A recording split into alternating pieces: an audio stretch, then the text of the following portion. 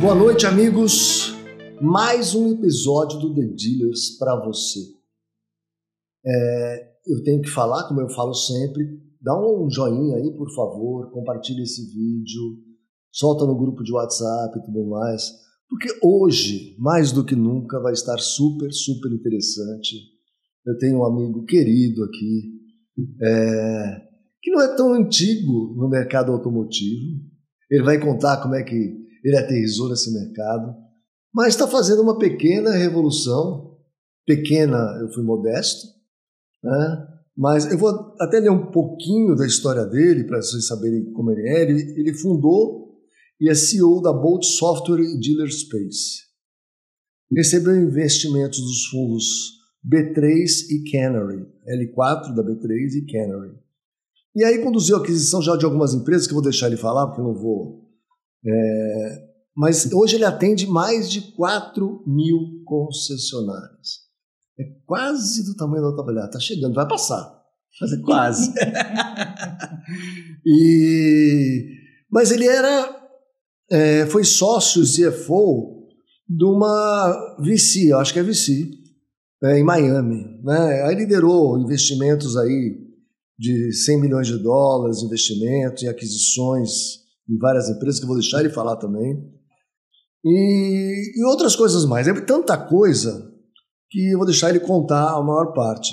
Mas eu pedi para ele a licença aqui de ler uma matéria onde fala do que ele está fazendo hoje. Mas eu vou ler depois de ele falar oi para vocês. Vinícius, muito obrigado por estar aqui. Vinícius Vasques, muito obrigado. É um prazer ter você com a gente. Mas eu vou ler o que está escrito aqui, tá? Por favor, por favor. Bom, primeiro é um prazer.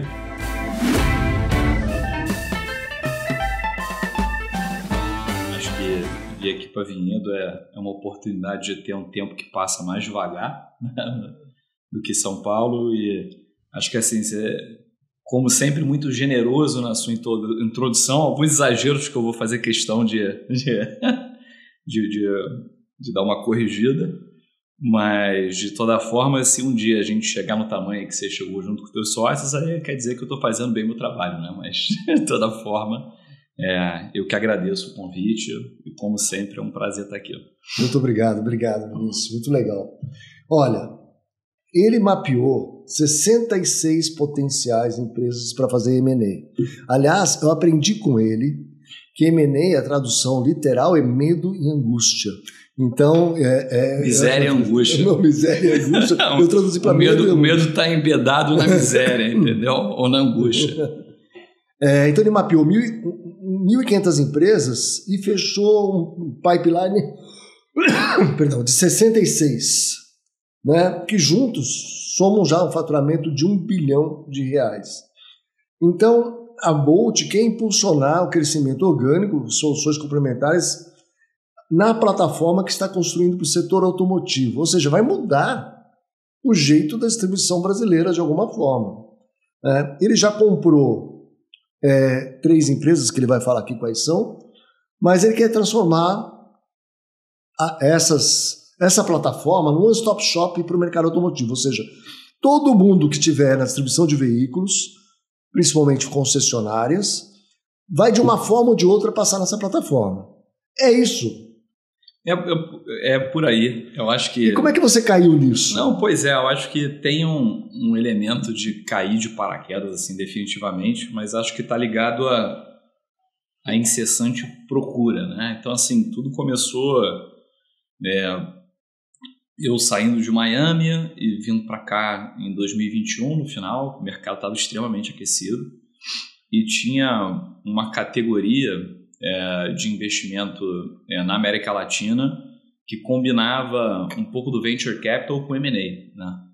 É quase um buy and build, né? E na época tiveram rodadas assim muito grandes em empresas consolidadoras de bens de consumo. Então o cara basicamente olhava o mercado de e-commerce crescendo bastante, né? Principalmente na América Latina. Com a explosão do e-commerce no Covid, né? E aí você teve o nascimento de algumas empresas, né, que tinham uma ambição de crescimento rápido, mas destravavam esse crescimento comprando, né? Então, um exemplo é, olha, tem 10 marcas que estão crescendo bastante no e-commerce, poxa, deixa eu comprar elas, deixa eu melhorar a operação, deixa eu trazer mais escala, mais inteligência, deixa eu aplicar essa fórmula de bolo aqui para que eu possa crescer exponencialmente, né? E o benefício de um M&A bem feito é que você consegue alavancar o teu crescimento, né? Feito da forma correta, ou destruir valor, né? Esse é o problema. Agora, e aí tinha esse movimento muito forte, e teve algumas rodadas aqui, principalmente da Merama, da Valório no México, Wonder Brands e algumas outras, que abriram portas para essa pergunta, né? Poxa, olha, dá para fazer isso com software? Então a Bolt começou com isso, começou com uma cabeça de consolidação em software, que já era algo bem explorado nos Estados Unidos, né? Principalmente no Canadá. Tem um canadense que ele começou com 25 milhões de dólares, hoje a empresa acho que vale uns 40 bi de dólar. Olha só. E mesmo no IPO ele não captou, só foi venda na secundária. Então era um negócio assim, comprar softwares verticais, né?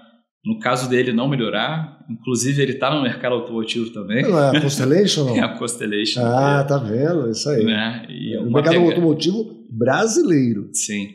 E aí, assim, a Constellation já tinha umas 14 empresas aqui e é um mercado que a gente mapeou de 5.500. Então, a Bolt ela começou de forma agnóstica. A gente olhava para o mercado, né, horizontal, mercado mais de processos, de BPM, automação, e olhava para o mercado vertical. Só que nessa, teve um problema ali macroeconômico com a guerra da Ucrânia que o funding secou em todas as casas e teve o reset da indústria de venture, né? E a gente ficou com caixa olhando a empresa. Só que nesse olhando a empresa, cara, tipo, das 5.500 a gente qualificou facilmente umas 1.800 empresas. Do setor automotivo. Mas como é que vocês olharam? Não só setor automotivo. Tudo.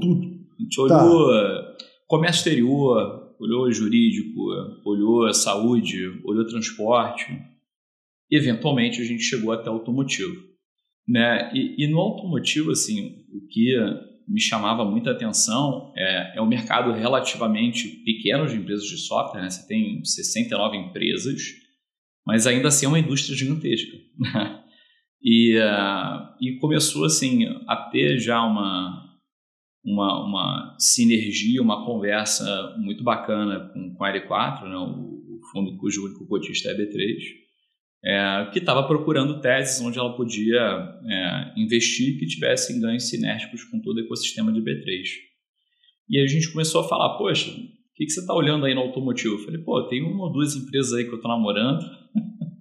E aí, assim, foi basicamente uma conversa junto com todo mundo que se abriu a caixa de Pandora dos dados que a B3 detinha, né? E, assim, é muita coisa, né? Afinal do dia, o maior ecossistema de dados na América Latina, né? Para veículos. E a gente começou a rabiscar essa tese de não só entrar no mercado concessionário, né? Mas olhar a parte de logística, olhar a parte de locadora. E aí pegar toda a cadeia. Pegar toda a cadeia, só que começando, né? Acho que toda tese de consolidação ela tem que começar e se provar bem feita em algum lugar, né? E a gente optou pelo mercado concessionário por ver condições de entrada bem atrativas, né? E ao meu ver, assim, cara, mercado aí de 50 bi de dólar, né? De receita, faturamento de dealer, né? Fora o que não faz com serviços e com F&I. Enfim, tirando autoavaliar um ecossistema um pouquinho obsoleto, né? E alguns dinossauros, né? E a gente falou, poxa, vamos tentar entrar nesse mercado e fazer um trabalho bacana, seja na consolidação, seja no uso dessa inteligência para poder ajudar o dealer a ter mais resultado operacional, né? Acho que no final do dia é o objetivo. Bom, mas quanto tempo você está nessa toada? Quer dizer, escolhi o segmento automotivo, vamos... Olha, casei com a B3 aqui, sim. Vamos sair comprando as empresas. Sim. Dos 3 anos que eu comecei a Bolt, ou até mais, a gente tem 1 ano e meio desse casamento junto com a B3.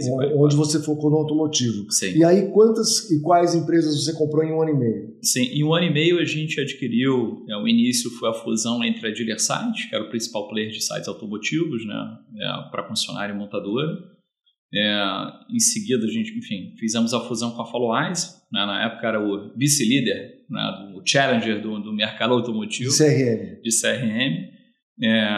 E eventualmente a gente fez uma compra que eu achei que foi muito natural, que foi a Fenai Brasil, né? A Fenai System, onde a gente, de uma certa forma, não entendia por que o concessionário tinha que comprar 6, 7, 8 sistemas, né? Então, e concentrar tudo num só era muito mais fácil, né? Não só mais fácil, mas, poxa, acho que assim, tá no mercado que a margem é super enxuta, né? Estamos falando aí de 2, 3% de margem líquida nas empresas privadas, né? Enfim, e aí eu acho que o jogo é, poxa, como é que eu consigo aumentar a receita e reduzir o custo do cara? Então, a tua ideia é mais ou menos o que a Cox tenta fazer nos Estados Unidos, já tentou, já consolidou algumas coisas, né? É mais ou menos isso? Não, é mais ou menos isso. Acho que assim, na base, você tem tal como a Cox ali, que na época tinha feito, acho que já umas quase 30 aquisições, né? Via Dealertrack, até a hora que ela tirou a Dealertrack da bolsa, e, enfim, botou para dentro privado. Ela usou, é engraçado isso, né? A Cox usou a Dealertrack para comprar a Dealer.com, por exemplo. Sim. Né? Sim. Sei lá. Sim. Eu não tenho... Comprou o Arcona. Sim. O timeline é que no mercado americano, assim, acho que é muito mais... não é aceitável, mas é muito mais, cara, propício ao M&A, né? Você tem taxas históricas baixas, você tem mais segurança jurídica, por aí vai. Mas, assim, também tem uma cultura do M&A muito enraizada. Então, se você quer ganhar escala naquele mercado, o M&A é uma decisão natural. Né? Então, é muito mais fácil que organicamente, né? Você vai lá e pronto, e dá para fazer. Vai lá, faz o deal, mas aqui é 15%, como é que faz para comprar empresa?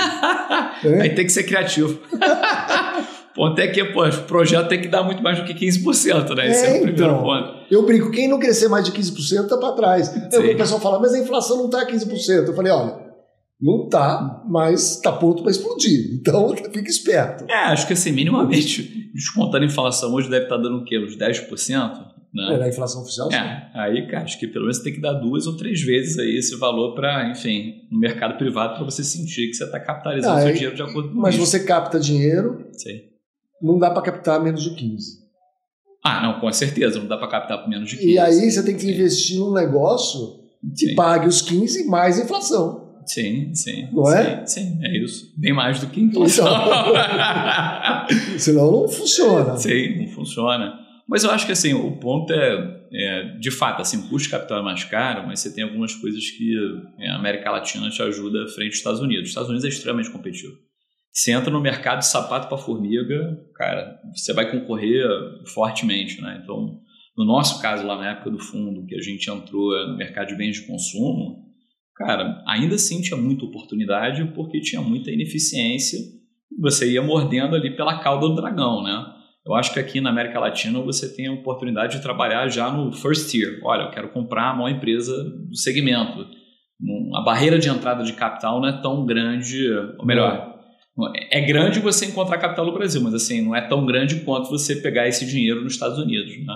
Então acho que aqui também você tem a capacidade de verticalizar mais, fazer mais operações, ser mais criativo pelo mercado, né, tá um pouco, enfim, não tão desenvolvido como é lá fora. E para a gente assim de Cox, cara, Cox ela ilustra um movimento tradicional de private equity, de investimento em empresa privada e consolidação de software, né? Para a gente, eu acho que tem um ingrediente especial, né? Eu falo especial porque, assim, a gente foi descobrir isso com o tempo, mas, de fato, não só o ecossistema está muito fragmentado, né? Seja em dados, em decisões, em conseguir operar. Cara, os funcionários sofrem muito. Assim, às vezes você para e pensa assim, cara, peraí, o cara tem múltiplas marcas, múltiplas operações regionais, é intensivo em capital, é intensivo em pessoas. Múltiplos DMS. Porra, cara, e aí tu vai lá, aquele armário ali que, pô, sei lá, às vezes dá vontade de dar um abraço no 30 fornecedores diferentes. De TI e falar, cara, olha, se você consegue ir bem aqui, você vai bem em qualquer lugar. Porque é muito, muito complicado, né? E você não vê muito isso no outro varejo. Mas o ponto de Cox, assim, pra gente a gente olha isso aqui com um aspecto mais de growth, né? O que isso quer dizer? Um aspecto de realmente buscar um crescimento, né, exponencial, né, uma curva mais dramática, por conta da oportunidade que você encontra de dados, de entrar na própria cadeia, de conseguir realmente ajudar o concessionário. De fato, eu fico falando isso, assim, fica parecendo meio que exagero, mas de fato a gente é xiita, fundamentalista em tentar entender, como vocês também, as dores e falar, cara, se há 10 anos, se você olhar os grupos abertos, você tem, sei lá, quantas inovações tecnológicas nos últimos 10 anos? Né? Quantas coisas que não vieram para te ajudar a produzir mais? E você olha ali para a fotografia do... Você foi na missão técnica com a gente, né? Sim. E você viu o Steve Greenfield falando assim, olha, na década de 50, a concessionária americana investia $400 em marketing para fechar um carro, né? E a média dos vendedores era 10 carros por mês. Nos dias de hoje, ela investe 800 e a média dos vendedores é 10 carros por mês. Então, está investindo uma bala, dobrou o investimento e continua vendendo 10 carros por mês. Sim.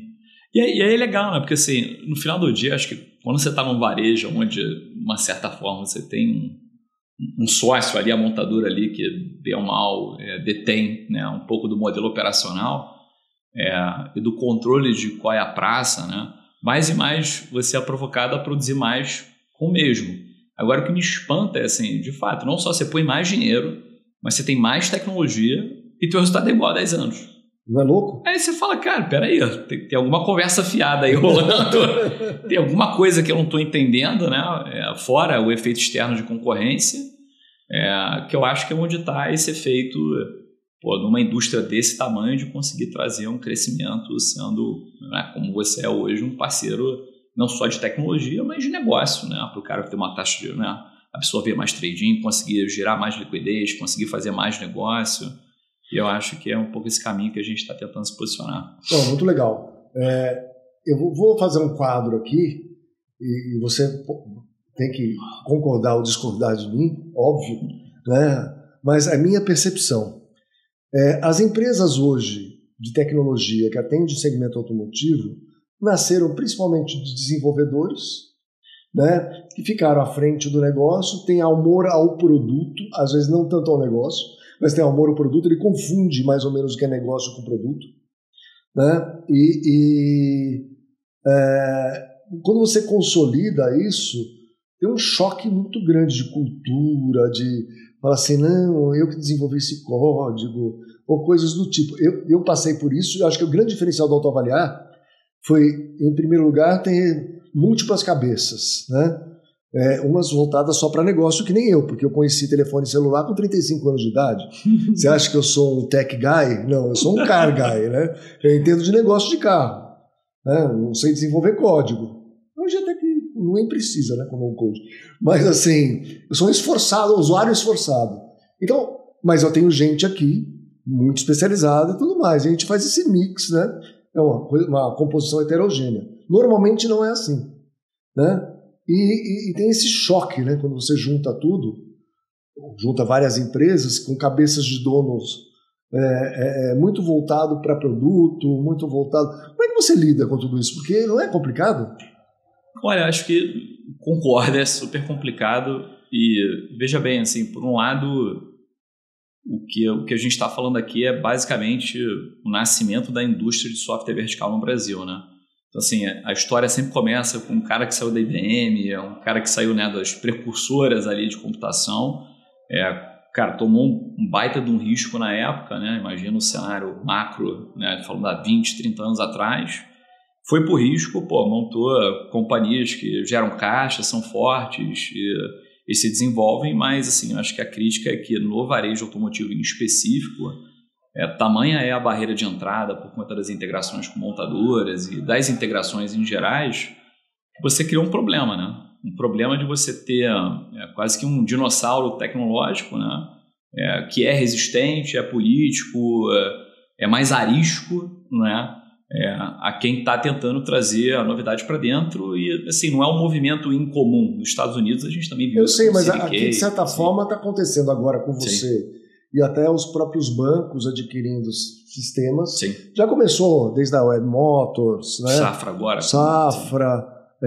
Web Motors comprou o Remeda Mais, mas se pensar O Santander comprou a Web Motors há muito tempo atrás, o PAN com a Mob Alto, o BV com outra plataforma. Mas o engraçado assim, eu não sinto tanto desconforto. E, cara, acho que a gente até tem uma parceria forte com os bancos por conta da proximidade com o B3. E acho que assim, nosso papel olhando o ecossistema é, cara, como é que eu faço o funcionário ganhar mais? Né? Então você está falando sempre em concessionária, então a loja fica meio de lado? Para a gente hoje, sim. A partir do momento que a gente tiver um pé mais forte na loja, eu acho que aí eu teria uma opinião e uma visão mais estruturada. Mas o meu ponto, assim, no varejo concessionário, né, eu acho que a maior dor é de fato o DMS, assim, não é nenhum mistério, eu acho que assim, é uma coisa pública. Você senta numa roda com um titular, com um gerente de TI, com operação, e o cara não reclama do DMS, não que não tenha que reclamar, é uma operação crítica, assim, mas assim, por exemplo, eu rodo SAP aqui. Sim. Eu reclamo do SAP.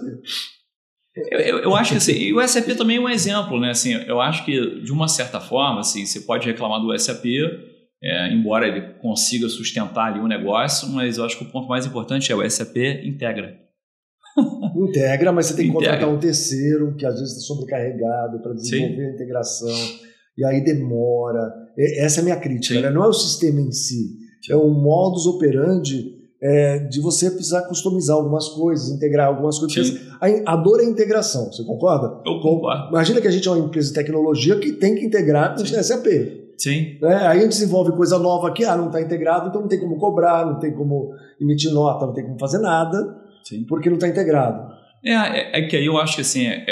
Ou faz na mão, né? O que eu acredito assim existem mercados que as decisões são super limitadas, né? Então, se você pega no automotivo, nas 4 rodas, a gente tem 3 empresas. Então, assim, entre... 3 empresas de DMS. De DMS, né? Então, entre as 3 empresas, eu acho que assim, se você tem uma política de abrir, né, e ter uma integração, independente com quem você está integrando, eu acho que é super saudável, porque no final do dia, se tem um interessado em integrar, porque tem uma dor de negócio e tem alguém se propondo a resolver de uma forma melhor, né? Então, assim, independente da política comercial, você integrar, para mim, é quase que, sei lá, saneamento básico.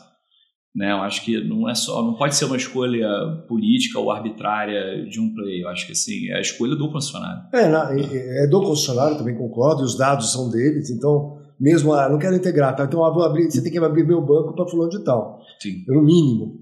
Mas você vê que nos Estados Unidos, os DMS têm uma política já de integração, né? Para que módulos, de que forma. Tá lá no site. Se você entrar na maioria deles, tem lá. Como é que eu quero integrar, né, com Reynolds & Reynolds lá? Sei lá. Eu acho que o ambiente lá é mais evoluído porém assim, a fricção ela não é... Assim, o tipo de problema é igual, só muda o grau. Então você ainda tem, por exemplo, o processo da Tecnium contra a CDK Global por dificultar e não integrar com o sistema da própria, né, que enfim, foi criada ali pelo Mas você está falando da CDK. A CDK, né, ela tem no site dela como integrar, a gente integrou. Ela tem como integrar, agora, assim, no final do dia, né, não tem... assim, ainda existe um medo, uma preocupação do DMS virar uma caixinha de registro, né, e dele perder essa relevância que ele tem com o cliente na ponta. Eu acho que eu não tenho críticas quanto à decisão de modelo de negócio, política comercial e por aí vai. Eu acho só que tem que existir mais fair play na indústria, porque no final do dia a gente está falando do problema que afeta um mercado de pessoas, né, operadores que têm que operar com, sei lá, 6, 8 sistemas nos principais concessionários. Isso é uma loucura. Entendeu? Então, assim, quase que um dever... um retrabalho gigante, uma perda de produtividade, uma perda de negócio. Perda de informação. Decisão, né? Então, assim, ou, cara, você de fato oferece algo e compete... Né, e vai tentar provar o seu trabalho, né, que é melhor, né, ou não, ou fica assim, a ter a impressão de que é apenas uma escolha arbitrária para proteger, cara, a geração de caixa de um DMS específico. E aí eu acho que mora, cara, o problema da indústria, né? O problema é assim, poxa, né, a partir do momento que você já está maduro, que você, é uma empresa saudável, que você tem uma barreira de entrada gigante, quais são os teus estímulos para inovar? Quais são os teus estímulos para fazer isso rápido? Quais são os teus estímulos para integrar? Então, acho que no final do dia é mais um ponto de, poxa, se o jogo da vida é evoluir, quais são os incentivos para esse organismo evoluir se ele está num copo d'água, entendeu? Parado, tranquilinho, tranquilo e não integro, é meu concorrente, eu não faço nada, entendeu? Então acho que assim, é uma pressão positiva para que, né, eu acredito, para que o mercado possa evoluir, né? É realmente trazer essa pressão de novos entrantes como a gente, né? Para que a gente possa, cara, hora de desdobrar e buscar parcerias comerciais com esses players, ou então, cara, forçar um pouco o ombro para poder dar um chega para lá, né? Mostrando para as montadoras, mostrando para os concessionários, mostrando, né, para as associações o valor da meritocracia e o valor de você, né, realmente se preocupar em gerar mais lucro e mais valor operacional para o teu cliente. Eu acho que esse que tem que ser a missão de uma empresa, né? Não é só gera lucro, beleza, mas gera dando resultado para o teu cliente. Claro. Aí você se perpetua. Exatamente. Agora, o que acontece se você não gera valor para o teu cliente, tem apenas um approach que eu estou super acostumado, né? Olhando principalmente Constellation e abertamente, né? Só pesquisar nas cartas. Cara, o Mark Leonard fala, olha, eu quero saber de crescimento orgânico e geração de EBITDA. Tanto que a fórmula lá de R&D,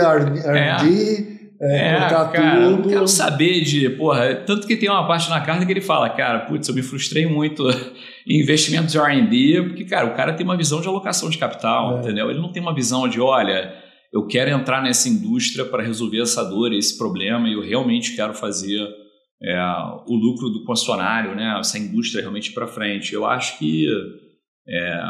Você não acha que há mercado para outros entrantes ou para os que já estão?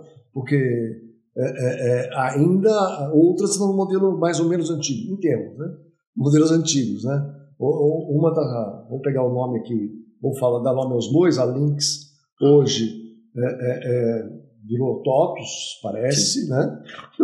E a TOTVS sempre quis entrar nesse mercado, então talvez tenha algum movimento diferente aí. Sim.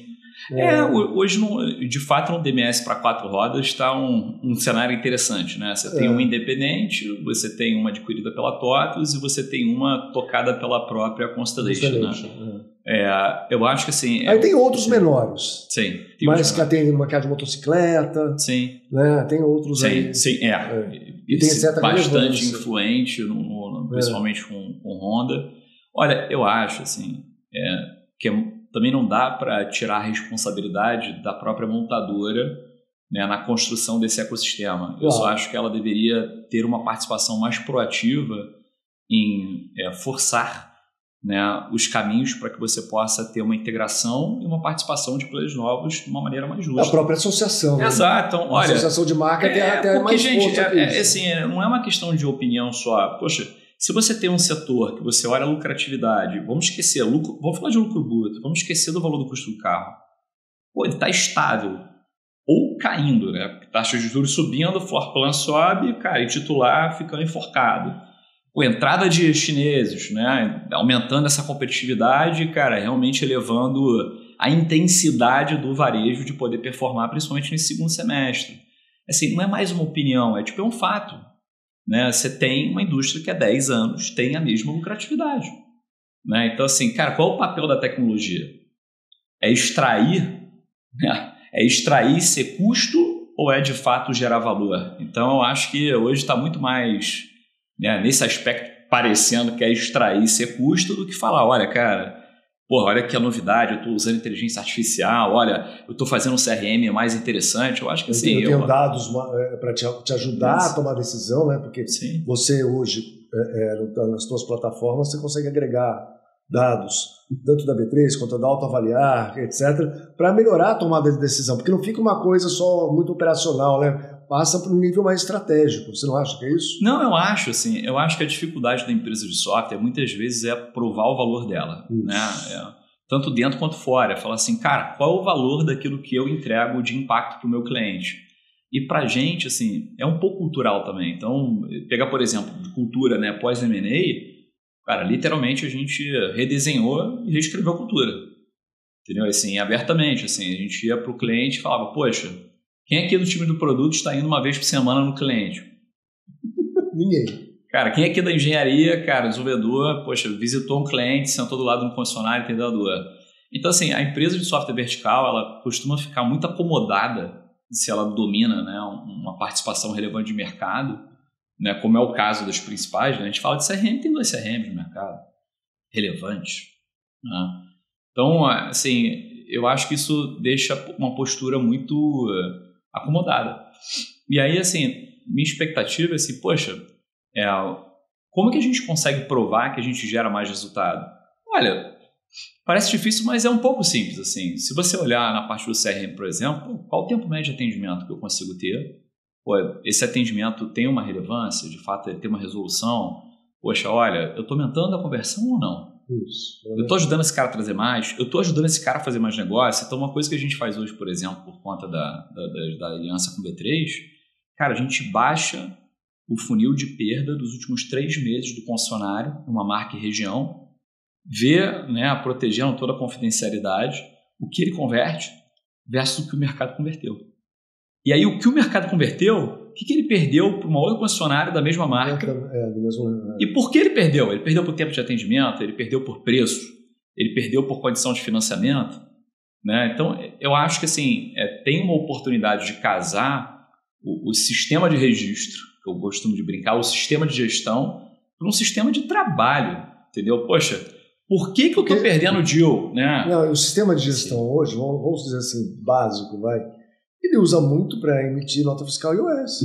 Exato. E fazer pedido de peça para a fábrica.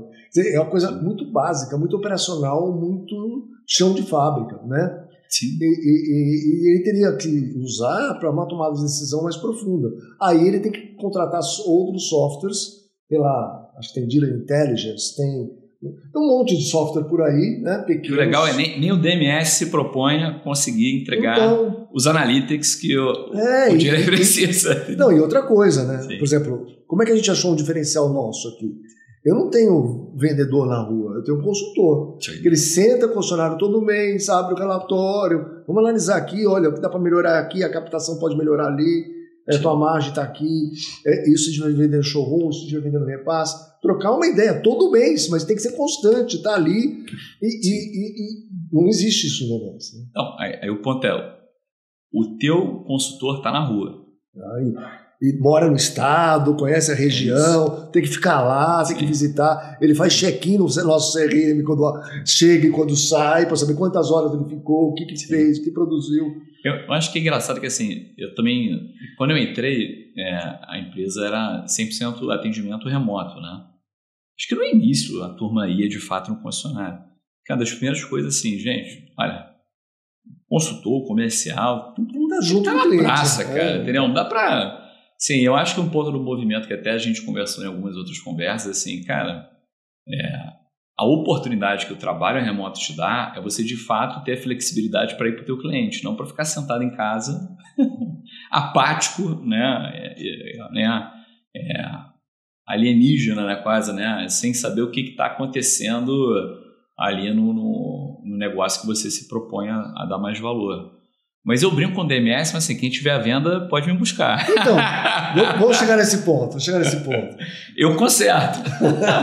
Vamos lá, 66 empresas que você mapeou mais ou menos. Sim. Não sei se tem 8, não sei quantas. Mas muitas, né? Dezenas. Tá, tem tanta empresa assim para comprar? Cara, tem. Eu acho só que assim, a limitação vem que essas 68 vão estar segmentadas nesses 4, 5 blocos, né? Então, concessionária, parte de lojista, parte de locadora e o aftermarket, distribuição de peças, né? Oficina mecânica. Então, você tem um ecossistema assim de dezenas, né, em cada setor, principalmente no concessionário. Assim, de cabeça eu não tenho, mas, cara, tem umas dezenas de empresas. E são empresas que, assim, na nossa estratégia, ela é muito simples, né? Falo, a gente quer aumentar o ticket no mesmo cliente. Então, poxa, se eu trago um F&I, caramba, eu tenho 4.000 portas já. Se eu trago um F&I, o que eu consigo fazer de cross-sell? Poxa, caramba, a gente comprou, fechamos negócio ali no final do ano, quase no NDA com o Daniel Brandão, né, que isso é um ponto também, a gente compra sócios. Né, o sócio... E como é que funciona? Então, já aproveitando esse gancho aí. Sim, toda vez que a gente faz um negócio, a gente brinca que a gente compra o sócio também. Né, ele faz parte do preço de aquisição e do intangível que a gente paga, né? E assim, tanto na operação de dealer sites, a gente deu saída para os investidores, né, que eram donos, não eram os operadores, né, e aí a gente trouxe o César e o Marquinhos para dentro. Na Follow-Eyes a gente tinha uma situação mais diferente, onde os irmãos Gil eram os controladores, a gente deu parte de liquidez e parte eles abriram uma grande posição dentro. Então, assim, a gente costuma trabalhar com uma ótica... Ele passa a ser sócio do Dealer Space. Sim, são sócios. Tá. Sim, então são sócios minoritários, a Bolt, né, o veículo acaba sendo... O que é? A Bolt é dona do Dealer Space? Sim, é o controlador. É o controlador. Sim, é o controlador. E a Dealer Space é uma empresa... A Dealer Space é uma empresa SA privada. Tá. Então, é a sociedade anônima privada. Então, a controladora, quem tem mais de 50% é a Bolt. Sim. O resto você fragmenta eventualmente num M&A que você faça comprando o dono. Comprando o dono. E aí eu acho que assim, poxa, a soma vale mais do que, né, o todo vale mais do que as partes, né? Então, eventualmente, a nossa capacidade de gerar mais valor, de ter mais peso numa conversa com o titular, e são as sinergias naturais, né? Porque o F&I tem uma proximidade mais com o titular, então a gente consegue falar mais CRM, aí você vai conversar com o titular junto com o F&I e você vê que é uma entrada muito mais fácil, né? E hoje, assim, sendo franco, assim, a empresa não tinha uma proximidade tão grande com os titulares, né? Hoje a gente conta um pouquinho dos dados, cara, você solta um espirro, está sentado na mesa com o conselho, está sentado na mesa com o CEO, né? E isso é muito legal, né? Porque a gente Mas então, eu volto a bater naquele ponto que eu acho que tem as exceções, mas a maioria das empresas, principalmente de tecnologia, a pessoa não sabe falar sobre negócio, ele fala sobre produto. Exato. E DMS, então, cara, parece que o cara quer fazer, sei lá, parece que um ritual de tabelas de dados e processos e integrações. Eu acho que, mas isso nasce, cara, do DNA da empresa, né? Porque como a gente falou, é um engenheiro que toma um puta no risco, um herói, assim, acho que, cara, tem uma admiração por essas histórias, mas que chega a um ponto que ele se encontra muito mais no techniquez do que, cara, qual é o impacto que eu tenho que trazer para o cliente. Você fala um DMS, cara, está fazendo gestão de estoque, como é que você faz uma gestão de estoque mais eficiente, como é que você aumenta o giro, né, do estoque daquele cliente, porque no final do dia o que é lucro para o concessionário? E não faz sentido, então, para você ter uma empresa de consultoria junto, por exemplo? Porque assim, vai chegar uma hora que você... Podemos estudar. Não estou vendendo a mim. Não precisa vender, cara. O bom é que eu sou um alfaiate, né? É minoritária, é majoritária, é compra de controle, é compra minoritária. Eu tenho medo dessas duas palavrinhas ali, a miséria e a angústia, entendeu? Não, miséria e angústia, cara. O legal é que acho que eu também assim, sempre falo que eu caí de paraquedas na minha vida, assim, nesse tipo de coisa, cara. Eu também não me via naturalmente fazendo M&A, né? Eu comecei como operador. Mas, cara, depois que você pega e destrava esse jeito, é muito gostoso, cara. É muito legal. E é legal você quebrar alguns tabus, né? Você pega qualquer consultor de uma grande consultoria americana, né? Vai sentar de terno e gravata e vai falar que 90% dos M&As falham por causa dos vieses comportamentais, por causa de um gráfico bonito. E eu acho que, assim, cara, nessa tese de buy and build, né, de comprar e construir, você sempre está desafiado com o chapéu do investidor e o chapéu do operador que tem que gerar resultado, né? E o legal é que, cara, a gente entra e olhando assim em retrospecto o que a gente já fez, cara, tá muito melhor do que era, entendeu? E acho que é bacana, que de fato eu acredito assim, nessa sinergia e nessa verticalização de oferta, né? Mais e mais de você trazer conhecimento. Então, para e pensa, poxa, cara, estamos pensando em consultoria. Será que o consultor lá que está vendendo CRM, né, serviços pós-vendas, ele sabe o que é taxa de absorção? Né, que a gente aprendeu aí com a Mega Dealer? Será que ele sabe da importância do giro ali de uma oficina mecânica? Ele entende, cara, que controlar, né, a diferença entre o custo da mão de obra a hora, a receita de mão de obra a hora, né, como é que você passa esse conhecimento para a ponta? Eu sou apaixonado por essa parte do fundamento, né? Eu acho que a empresa de software, ainda mais com esse movimento de comoditização e fast fashion, né, de software com entrada de... Pô, tava ontem aqui fui fazer sei lá, um aplicativo, pô, entrei num prompt lá, botei os comandos, cara, tudo, né? 7 minutos de ver o negócio. Essa é a saída pros velhinhos. E aí eu falava, né, pô, graças a Deus, cara, graças a Deus, cara. Que eu lembro assim, poxa, na minha época de Magnetic, cara, a gente tinha, sei lá, 70 desenvolvedores, cara, ou mais, né? E aí eu virava para um cara assim, aí, quanto demora para mudar essa simulação aqui de investimento, botar esse negócio verde? A primeira resposta é depende. Enfim, aí tu fala assim, depende do quê, irmão? Cara, quanto é que tempo demora? Aí, não, acho que uns 2 meses. O quê? 2 meses? Cara, como assim? Eu tô falando pra você mudar esse negócio para esse lado. Não, mas tem que mexer num componente. Bom, eu sofro isso no dia a dia. Exato, mas graças a Deus que isso está mudando, cara. E aí eu acho que assim, mais e mais a pergunta é, cara, como é que uma empresa de software é relevante para uma vertical se ela não entende do negócio do cliente? Né? Se ela não entende como é que o cliente lucra. E a fórmula do lucro não é tão difícil, cara. Assim, qual a margem que o dealer tem? Não, e é um padrão, né? Porque assim, se você pegar as 4 principais operações, vezes de novos dados para serviços, elas já têm um modelo pré-estabelecido no mundo inteiro. Exato. Então, aí você já tem mais ou menos uma média para fazer benchmark com o funcionário. Não é difícil, é simples. Você já tem os modelos todos, aí você pode montar peer group, né? Não concorrentes, mesmo tamanho e tal, e fazer comparações.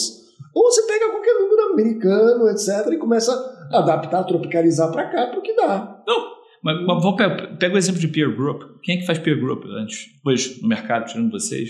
Cara, ninguém. Os sites não faziam, os CRMs não faziam. E, cara, para e pensa, peraí, como é que não faz, cara? Se você tem a média, né, nos teus dados. Porque, cara, a empresa de software, ela vende, que ela tem um dado, agora tu vai na área de dados do cara. Não, é uma bagunça, tu puxa um cabo, sai o rodapé, descasca a parede. Então, assim, eu acho que é muito importante ir dentro da cozinha também, né? Porque, assim, nos dados você vai encontrar uma série de questões legais. Então, poxa, no AutoAvaliar você tem isso. Poxa, no Dealer Sites, né? A primeira coisa que a gente tem dificuldade é a entrada, né?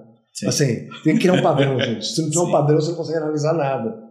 Né? Onde entra lixo, sai lixo. Então, como é que a gente acerta esse padrão? No nosso começo era muito difícil, porque vinha um monte de coisa. Hoje, quando a gente puxa e empurra a informação para o DMS, já num padrão, a gente consegue, apesar que os nossos engenheiros de dados ficam xingando muitas vezes, etc., conseguem estabelecer um padrão, né, da mediana, da média, tirando os outliers, né? Fazendo isso aqui. Mas tem uma lógica, né? Graças a Deus a gente tem muito volume, né? E a gente consegue criar onde você enxerga e você confia.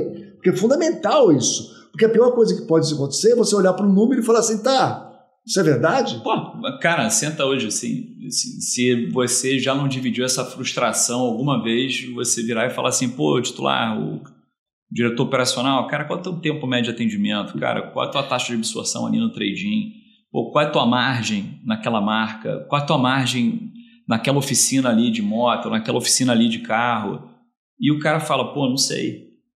E aquele não sei, assim, angustiado, né? Porque, assim, é uma indústria que está tão fragmentada no software e o problema ali, né, no core, de você ter um modelo de dados tão fragmentado e desorganizado, que impede que o varejo faça o que o varejo faz de melhor. Então, se você vai numa rede varejista, né, se você vai num Walmart da vida e senta para ver a mesa de resultado, é peer group. Pô, como é que essa loja está com same store sales, sempre, né? o tempo todo. Versus essa, versus aquela. Se você não tem como comparar, você não tem o que fazer. Como é que é o peer group de resultado operacional e resultado financeiro? Mas aí você pegou o Walmart, que não é um modelo de franquia, né? Tá, vamos pegar no modelo de franquia, concessionária, é uma concessão, não é uma franquia, mas vamos pegar... A montadora tenta fazer esse papel, mas eu acho que ela faz muito mal, né? Olha... De orientar... um pacote. Você vai contratar uma franquia, sei lá, da Copenhague, sei lá, peguei aqui outro ramo, outra coisa. Tem que ter um modelinho já pronto, não é? Tudo bem que é um negócio mais simples, talvez seja, tem perecível, né? Não sei se é mais simples ou não conheço o ramo de chocolate a fundo, né? Mas você tem que ter lá todos os KPIs, tudo certinho, você tem como comparar, óbvio, já vem a comparação da rede, né? Porque o cara já vai te dizer, olha, isso aqui está bom, isso aqui está ruim, e tem alguém aí te orientando. Eu sinto que nas próprias montadoras, elas tentam fazer esse papel, mas não tem muito sucesso. Principalmente quando chega, por exemplo, em usados. Sim. E usados ela fala assim, não, esse problema é seu. Não, sem esquecer que sem, né, uma absorção boa de trading, ela vai deixar de gerar inventário, né? E gerar de zero, né? Sim. É curioso, assim. Eu acho que, da minha experiência como montadora, todo mundo tem boas intenções, sabe? Sempre. Ali, sem dúvida, assim. Pô, e de fato, sofre um pouco a dor também do concessionário na hora de ter mais sucesso em determinadas ações. Eu acho que o problema, assim, tinha uma expressão que é aonde a porca torce o rabo, né? E assim, é no dado, é no porão, é no sistema. Então, quando o cara de negócios lá em cima, que tem o contexto, ele entende que ele quer fazer uma metodologia de acompanhamento de principais métricas, ele se depara com um porão, tem muita falha de execução e tem muita problemática que não é só o problema da montadora, é o problema que foi criado também na dependência, né? E na não abertura desse mercado para quem é novo, que está querendo entrar e fazer melhor. Então, acho que a montadora precisava muito mais se preocupar. Assim, Deixa eu tentar traduzir o que você falou para ver se está claro. Quando ela homologa alguns sistemas, trava naqueles sistemas, e aí pronto, ó, esse aqui é o padrão, esse sistema que você tem que usar, etc. Mas aí ela trava cara, um pouco. Meu ponto é assim, controla o processo de homologação.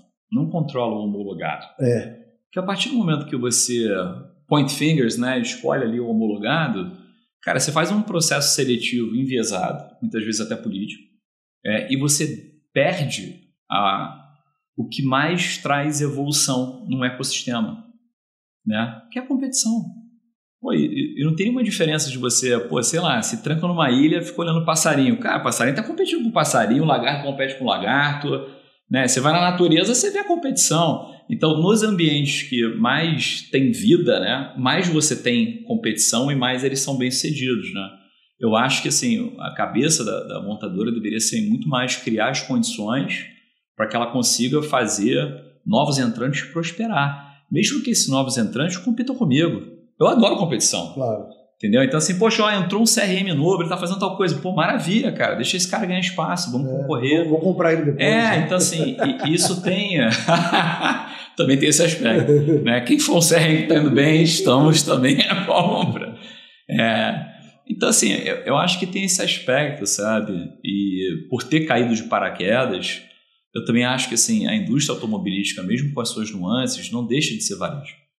Né? Então, assim, você tem, no meu passado, consolidando empresas, né, de e-commerce, marcas, fábricas, cara, a gente tinha uma pegada muito sistêmica na gestão de funil de marca de vendas. Por quê?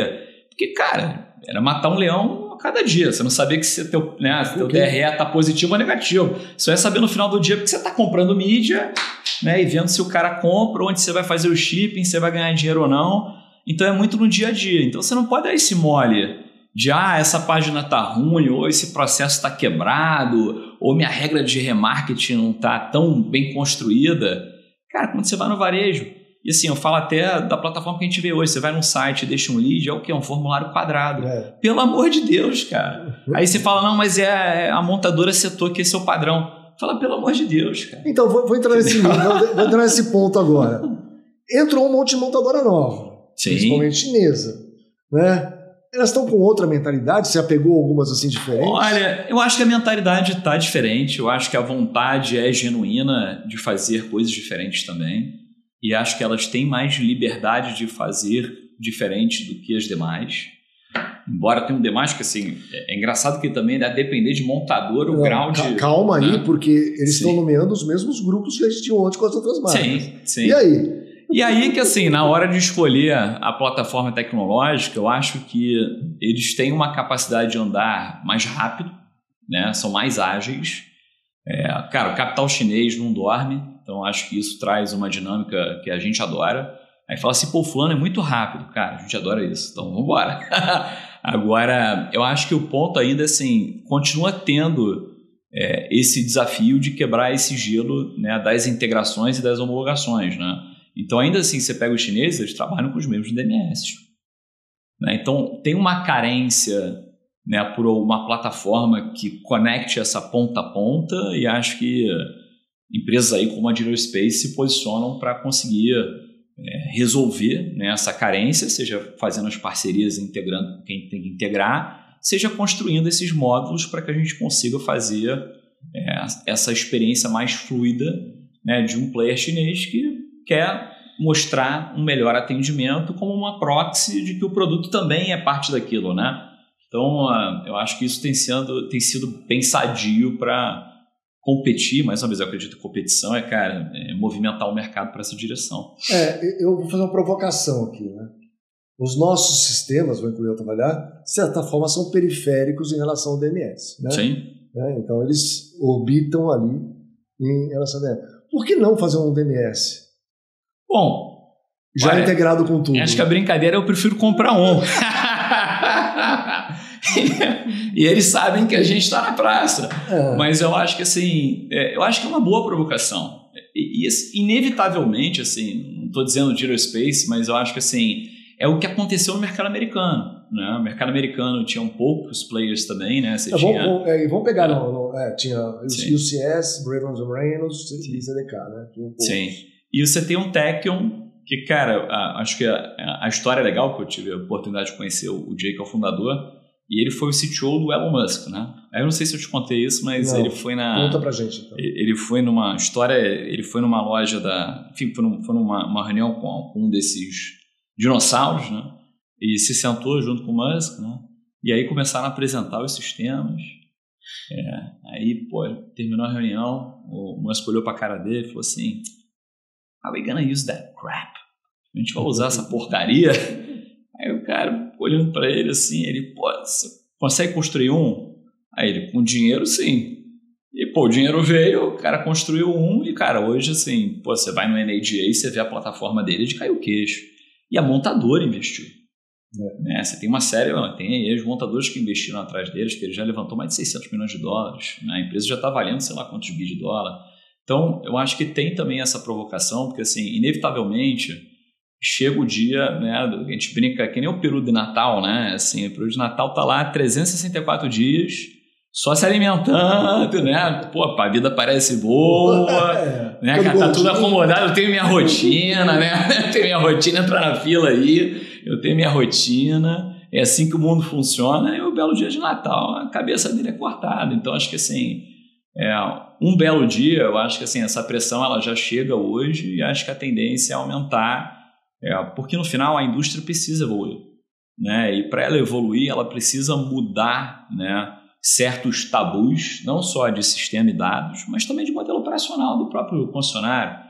Eu não passo preço no WhatsApp, né? Eu não dou valor de repasse, eu não faço F&I, né? Eu não dou nenhum dado de F&I, mas o cara tem que vir na minha loja. Eu falo, mas cara, por que o cara vai na tua loja então?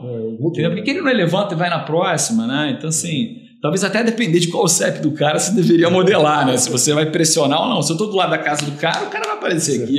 Se eu não estou, tu vai perder negócio. Então, eu acho que assim, também essa necessidade de mudança de comportamento, de um varejo menos receptivo, né, ali no showroom, de receber gente, e mais ativo em, cara, como de uma forma sistêmica e de acordo com o meu modelo operacional, eu vou testar os meus tabus, né, eu vou fazer testes A/Bs, eu vou buscar essa automação, eu vou entrar em contato com o cliente. Eu acho que isso tende a mudar bastante. Eu acho que é um momento legal na indústria, né? Então, sim. Eu acho que uma das barreiras também que a gente estava pensando aqui, que é igual ao mercado americano, são empresas tradicionais, familiares, que agora está chegando uma nova geração. Sim. Ontem, por um acaso, eu dei aula para os sucessores da Volkswagen e eu fiz abertura só, não dei aula nenhuma, né? Que o meu time que deu. Mas, assim, na abertura eu falei uma coisa muito interessante, né? Nem teus avós, nem teus pais passaram por uma transformação de indústria que está sendo hoje. É verdade. Por quê? Porque, em primeiro lugar, nunca teve tanto powertrain para vocês lidarem. Não importa se é para vender, para pós-vendas, você vai ter que entender um novo negócio. Antes você tinha modelo a combustão. Hoje você tem o combustão, o mild hybrid, o PHEV, o HEV, o 100% elétrico. Todos vão conviver dependendo da necessidade do consumidor. Fora tudo isso, a indústria em si, não só automotiva, está sofrendo uma transformação muito grande pela inteligência artificial. que vai impactar teu negócio diretamente. Sim. Porque ontem a gente ficou falando de SDR e tudo mais, vou falar, olha, já tem opção de SDR para setor automotivo, é totalmente digital, com inteligência artificial. Ele liga, outbound, inbound, faz tudo. Então, e está tudo acontecendo ao mesmo tempo, não tem o que é melhor ou o que é pior. Né? Eu falei isso para eles, falei assim, olha, você tem que estudar o caso de vocês, e a melhor solução sempre é que é melhor para você nesse momento que você está vivendo. Sim. Né? Na sua região, na sua marca, no seu modelo de negócio. Sim. Mas que você tem a obrigação de tentar buscar o melhor para você, você tem. Sim. E até uma pergunta assim, acho que na tua experiência também na parte da consultoria, cara, o quão difícil deve ser você sentar e ter um acesso granular às informações, né? Poxa, qual é a margem que eu estou tendo naquele modelo? Qual o CAC? Qual o custo de aquisição? Até uma tomada de decisão assim, paro de fazer isso, vou fazer aquilo. Sim. Né? Cara, a gente estava brincando com um titular, que assim, a gente fez o análise do backtest, né? A gente descobriu que ele ganhava na média ganhava os negócios que chegavam na origem do deal, ele ganhava em 40 dias, 30 dias, né? Um tempo até demorado, a partir do início, o cara fechado em 30 dias. Só que quem era perdido, que respondia por quase 40% do volume que ele poderia capturar naquela marca, então estou falando aqui de canibalização mesmo, cara, no caso, o tempo de atendimento perdido era tipo 55 dias. Então o cara ficava boiando no mercado por mais 20 dias. Aí você fala, cara, se eu estivesse operando num funil de e-commerce, o que eu ia fazer? Meu amigo, já gastei meu CAC, já gastei aí 50, 100 reais ali para trazer esse cara pro meu funil. Por que eu não dou mais uma margem adicional para esse cara vir para cá? Né? Porque eu já tive esse custo, né? Qual é o meu custo de aquisição? Para quem entra no 30º dia ou entra no 50º. Não, né? E a história do LTV na indústria sempre foi o LTV é muito grande, né? Muito longo. Agora, com um monte de marca diferente e tudo mais, a sensação que ele gosta mais de produto do que marca, o consumidor final, né? Ele tem que reter na concessionária dele de alguma forma. Sim. Né? E ele tem que ter esse controle, porque assim, ele tem um banco de dados riquíssimo. Eu estou há 30 anos no negócio, 40, 50, 70 anos no negócio. Eu tenho uma história aqui. Tem história, eu tenho informações, né? E o louco não usa de uma forma sistêmica. Não. Então, quando você vai conversar hoje sobre CRM, assim, a convenção poxa, eu tenho uma régua de comunicação. Fala, quê? Não, tem uma régua de comunicação, por quê? Não, porque a empresa conhece bem o processo. Eu quero saber do processo, quero saber de resultado. Assim, o processo você muda, o importante é o resultado, né? Então, quando a gente pega as réguas, assim, poxa, cara, você tem, né, você tá 100 anos de história aí. Pô, você sabe quem está no momento ou não de compra?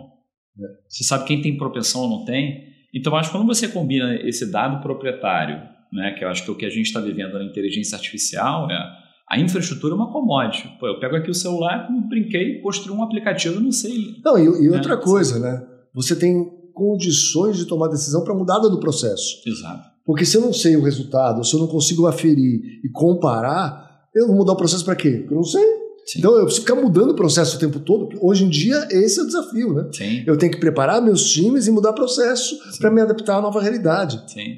Né? E realocar recursos, né?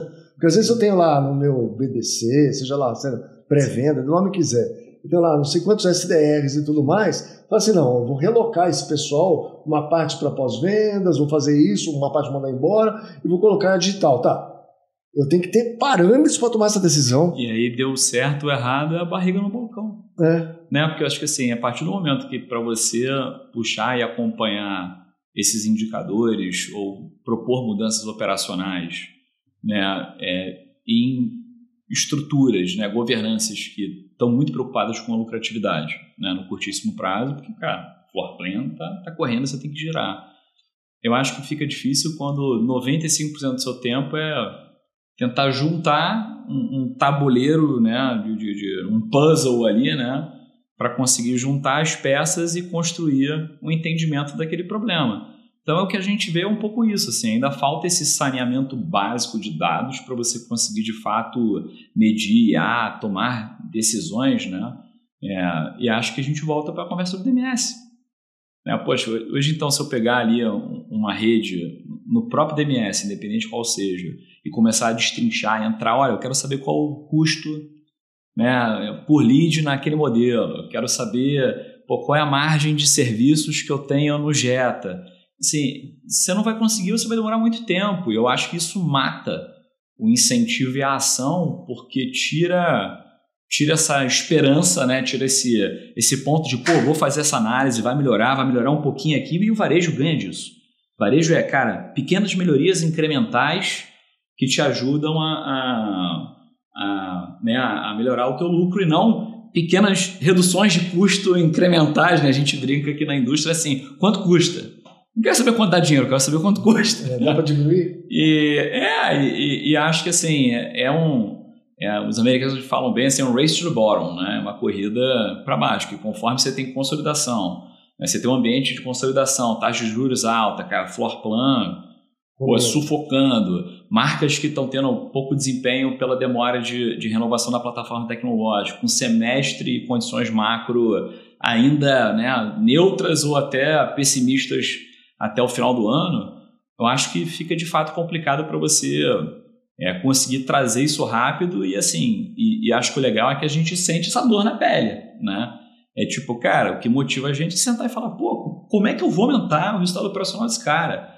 Se eu tiver que quebrar uma porta, passar um trator, levar uma escada, entendeu? Entrar por baixo, chegar no dado, puxar o dado que precisa, entendeu? Eu acho que a gente topa tudo para conseguir ver a indústria ter esse ganho, né? E tem até uma empresa que eu gosto bastante, que é o Stripe, né? Que é a parte de meio de pagamento. Sim, fala, qual é o teu objetivo? Cara, meu objetivo é aumentar o produto interno bruto da internet. Eu gosto de cacete, cara. Eu falo assim, cara, sensacional, né? Porque você vê assim, como é que eu consigo aumentar o PIB, né, do varejo, né, do comércio varejista automotivo? O que vai né? Como é que eu gero mais margem para os funcionários também, né, terem mais participação nos lucros? Né? Como é que... não tem como fugir do viés Chicago. Cara, como é que você, através desse desenvolvimento econômico, você não consegue também melhorar a qualidade de vida do atendente, pobre coitado lá com 8 telas para poder fazer uma gestão de leads, sabe? Eu acho que tem muita coisa ainda para a gente poder trazer para o mercado melhorar. Eu acho que a mensagem que fica, né, assim, é muito além do SaaS.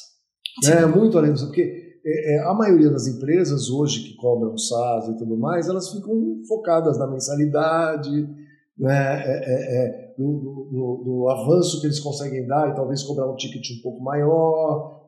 Mas a gente está falando de negócios, né, e como a gente impacta através do nosso produto os negócios de outros, né? Sim, e cara, isso é muito interessante. Eu estava na mesa sentado com um dos ex-fundadores da Neoway e, cara, ele, enfim, tem um acesso bom na indústria, e a gente estava sentando falando assim de SaaS, a gente falou, cara, porque a receita de SaaS, assim, receita recorrente, mas o crescimento que você vai fazer é menos do que você perdeu na tua carteira, né? Então não é uma engenharia de foguete.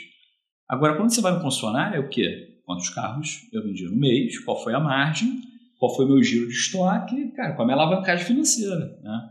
E, poxa, é completamente contrário ao modelo de SaaS tradicional de mensalidade, porque tem horas que eu tenho que reduzir o custo, senão, cara, eu estou afogado e, é no capital de giro que a gente quebra, né? E eu achei muito interessante, assim, uma provocação até para pensar em SaaS, cara, se a gente deixa de ser um sistema de gestão e vira um sistema de trabalho, eu não preciso só oferecer para o cliente uma cobrança de mensalidade, né? Como vocês fazem. Poxa, eu quero um pedacinho do resultado. Mas pera, quer um pedacinho do resultado? Desse crime, cara. Né? Desse crime, porra. Falar, cara, se eu estou aumentando a tua conversão em 10, 15, 20%, se eu pegar 5%, 10% do que você ganha numa operação de carro, né? Vamos lá, R$2.000 eu estou cobrando 200 por operação e a gente te fornece ponta a ponta. Eu acho que é um efeito que tende a ser promissor e tende a ser polêmico, interessante de se testar. A gente está até fazendo isso hoje. Tem alguns clientes que estão em concorrentes que a gente fala, você pula para cá, cara, para cá você vai saber ali a conversão do teu cliente, você vai conseguir trabalhar, a gente vai entender de cabeça, a gente quer te ajudar mesmo, né, com a conversinha fiada, e vira, cara, mas o switching cost, né, o custo de troca é complicado. Faz o seguinte, a gente só ganha no carro vendido. Aqui, ó. Pronto. Tira o atrito, né? Então, acho que e tendo olhado isso é muito interessante, porque assim, quando eu entrei em software vertical, cara, IA não tinha tinha essas premissas, mas ainda não estava tão claro as maneiras de construção de valor, né? Porque a gente já fazia há muito tempo, né? Só que aquilo era chamado de estatística, era chamado de, ciência da computação, era muito mais caro. A gente gastava muito na época da Magnética para ter engenheiro de dado, para ter cientista de dado. Hoje em dia, com um modelo que você tem, né, de um modelo LLM e, uma forma, uma inteligência de conduzir, você faz coisas brutais, né? E eu acho que assim, é um pouco esse o caminho que a gente quer ir e é um pouco essa diferença que você tem na vida do software vertical hoje. Mais e mais eu acredito que essas barreiras vão cair e mais você vai ser cobrado por, qual é o impacto que você traz para o cliente e não, quão profundo é a cadeia que seu cliente virou seu refém. Muito legal, muito legal. Enfim, acho que é um pouco essa a aposta. Muito obrigado. Não, obrigado como sempre. Obrigado, meu. Te dou um presente. Um vinho italiano aqui para você aproveitar. Um restinho de frio. Restinho de frio. Maravilha. Ó.